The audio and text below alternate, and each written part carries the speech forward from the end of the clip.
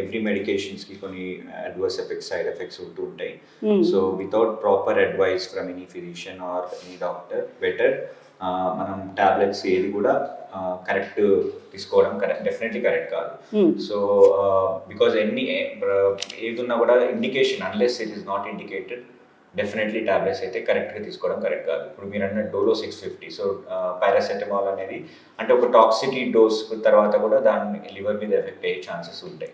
So డెఫినెట్గా without prescription definitely advice not to take. అంటే ఇప్పుడైతే ఎట్ ప్రజెంట్ చాలా ట్రెండ్ యాక్చువల్లీ ఏంటంటే డోలో 650 అనే ట్యాబ్లెట్ ఖచ్చితంగా బ్యాగ్లో పెట్టుకుంటున్నారు. ఇది ఈ కరోనా ఎఫెక్ట్ అప్పటి నుంచి. ఎందుకంటే ఇంట్లో డోలో 650 ఉండాల్సిందే. కరోనా వస్తే ఫస్ట్ వాడాల్సిన మెడిసిన్ ఏది అంటే డోలో 650. బట్ డోలో 650 మీద చాలా ఆర్టికల్స్ కూడా వస్తున్నాయి.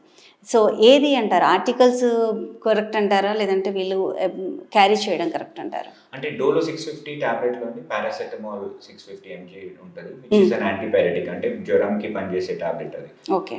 ఒకవేళ మనకి జ్వరం ఉంటే definitely you can take it only fever ఉన్నప్పుడు. ఫీవర్ అండ్ డోస్ కూడా అది ఎంత ఫిజిషియన్ చెప్పిన డోస్ వాడితేనే కరెక్ట్.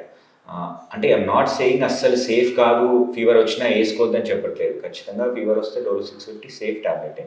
బట్ ఫీవర్ లేకుండా ఇప్పుడు కొందరు ఏంటంటే అన్లెస్ ఎవిడెన్స్, మనం ఫీవర్ అంటే ఇప్పుడు టెంపరేచర్ థర్మామీటర్తో చెక్ చేసి మోర్ దెన్ 99 degrees ఫీవర్ అంటాం. సో అట్లా ఎవిడెన్స్ ఉండి ఫీవర్ ఉండి then definitely you can take, there is no harm. But ఎన్ని రోజులు తీసుకోవాలి, ఎంత డోస్ తీసుకోవాలి, అది without advice better not to take. But ఆర్టికల్స్లో what they say Dolo 650, paracetamol 650